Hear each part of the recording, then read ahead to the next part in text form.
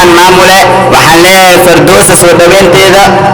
waa dhankiina iyo saxabkeeda diiran oo wacan misna dabacsan oo sare oo diinta Ilaahay ku laran tahay ayaan duco iyo samaan wanaag idinku salaamaya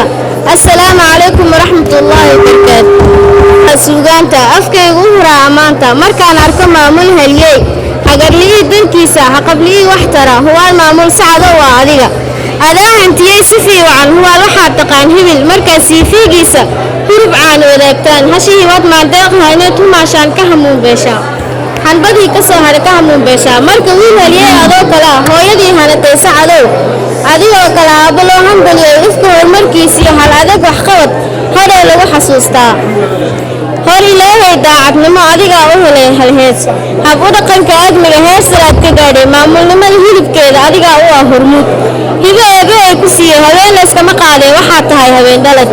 hoobaanta guushiyo adigaa u helay nasiib la heshay wakhtiga haddeer ha hilmaamin waayaa hadhow hanka laga isdhaafsha ku nooloo himilo sare hadaf iyo lahow hiigsi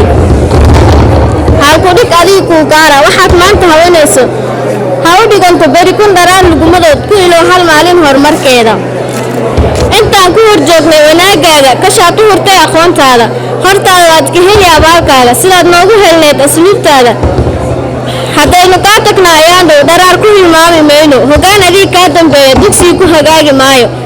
hadduu dhadhawiyaa u sheega